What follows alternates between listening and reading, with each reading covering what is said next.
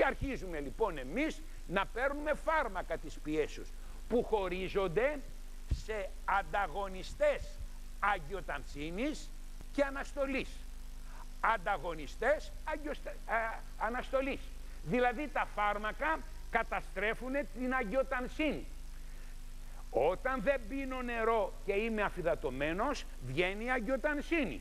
Έρχεται λοιπόν η επιστήμη, το ΙΚΑ, και σου δίνει φάρμακα κατά της αγιοτανσίνης. Σου δίνει φάρμακα κατά της αγιοτανσίνης. Και αυτά τα φάρμακα είναι το Ατακάτ, το Απροβέλ, το Κοζάρ, το Διοβάν, το Ακιουπρίλ, το Καποτέν, το Ζεστρίλ, το Τριατέκ, το Βασκέις. Μια χαρά. Δεν πίνεις νερό εσύ, σου ανεβαίνει η πίεση, παίρνει το ΙΚΑ μόνο και μόνο γιατί εσένα δεν σου έχουν πει ότι σου ανεβαίνει η πίεση από την αφυδάτωση. Βέβαια η πίεση δεν ανεβαίνει μόνο από την αφυδάτωση, ανεβαίνει και από την αρτηριοσκλήρωση. Ποιος βοηθάει την αρτηριοσκλήρωση? Η συσκευή αντιθέτου οσμώσεως που παίρνει τα άλατα. Η αρτηριοσκλήρωση γίνεται από το σκληρό νερό και το αλάτι. Εντάξει. Και εφόσον λοιπόν το καθαρό νερό βγάζει τα αλάτια, άρα η συσκευή αντιθέτου οσμώσεως βοηθάει να μην βγαίνει αγιοτανσίνη και να μην πίνουμε σκληρά νερά. Γιατί λοιπόν δεν θα πίνει όλη η Ελλάδα καθαρό νερό αντιθέτου οσμώσεως? Ρωτάω, ακριβό είναι? 200 ευρώ δίνω στον καθηγητή. Πάμε στον καθηγητή, καθόμαστε σούζο στο σαλόνι του και περιμένουμε να μας δώσει φάρμακα.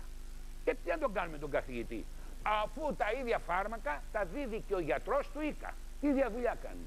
Δεν κάνει τίποτα. Ο καθηγητής δεν κάνει τίποτα παραπάνω. Θα έπρεπε ο καθηγητής να σου εξηγήσει ότι η αφυδάτωση δημιουργεί πίεση. Αλλά δεν το κάνει. Όχι, δεν το ξέρει, δεν το κάνει. Δεν το κάνει. Πίνετε λοιπόν καθαρό νερό. Όσο είναι μια επίσκεψη του καθηγητή, είναι να αγοράσεις μια συσκευή όσοντος. Όσο μια επίσκεψη του καθηγητή που έχει ακριβή, είναι μια συσκευή όζοντος, και η συσκευή όζων θεραπεύει την πίεση.